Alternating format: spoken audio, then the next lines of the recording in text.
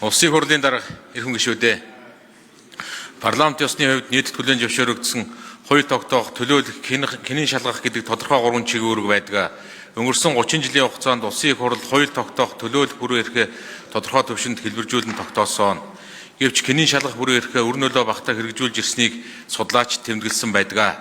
Тиймээс Монгол Улсын үндсэн хуульд 2019 онд орсон нэмэлт өөрчлөлтөөр эрх мэдлийн хяналт тэнцлийг хангах зорилгоор улсын хурлын хянин шалгах бүрэн эрхийг шин шатанд гаргах зарчмын өөрчлөлт хийсэн.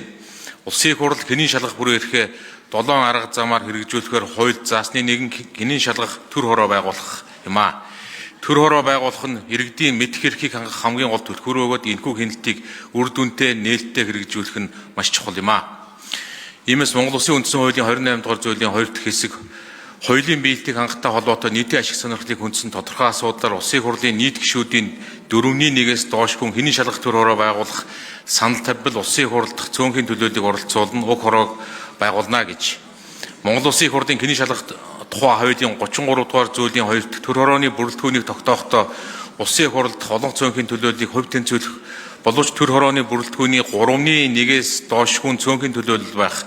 Улсын хурлд нам эвсэл бүрийн төлөөллийг оролцуулах зарчмыг баримтална гэж төр хороог байгуулах, тэр тусмаа цөөнхийн төлөөллийг түлхүү амруулах тухай зааж өгчээ.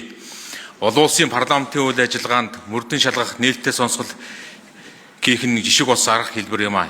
Энэ тухайн асуудалд холбогд халуун тушаалтан гэрч шинжээчийг улсын хурлаас дуудаж тайлбар мэдүүлэг авах, тусгай шинжээч хянин шалгаж томилох замаар нийтийн ашиг сонирхлыг хүндсэн тухайн тодорхой асуудлыг тал бүрээсэн шинжилэн судалж бодит мэдээллийг ард түмэнд ил тодруулахад маш чухал ач холбогдолтой.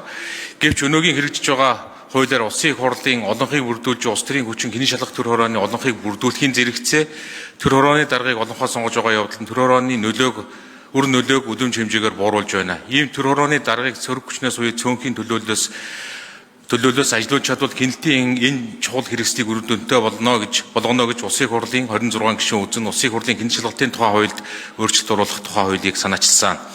Өнөөгийн хэрэгжиж буй хуулийн 33 дугаар зүйлийн 8 дахь хэсэгт төр хорооны даргаыг сонгох зохицуултыг төр хорооны хуралдаанд оролцсон гишүүдийн олонхын саналаар төр хорооны бүрэлдэхүүнд орсон цөөнхийн бүлгийн төлөөллөөс хэрв цөөнхийн бүлэг байхгүй бол цөөнхийн төлөөллөөс сонгоно гэж хуулийн өөрчлөлтөд тусгасан. Энэ өөрчлөлтийг батлуулснаар төр хорооны даргаыг сөрөг хүчнээс буюу цөөнхийн төлөөллөөс ажилуулдаг болж чадвал хяналтын энэ чухал хэрэгслийг үр дүнтэй ашиглах эрх баригчдыг ард иргэдтэйгээ хамтран цөөн хянах нөхцөл бүрдэж парламент ёс нутагт томоохон дэвшил болгон гарцаагүй гэж үзсэн. Мөн төр хороо байгуулах, төр хорооны бүрэлдэхүүнийг улсын хурлын нэгдсэн чуулганаар олонхын саналаар шийдэх учраас парламентын олонхын оролцоо чухал хэвээр үлдэхийг бас дуртхан зүйтэй.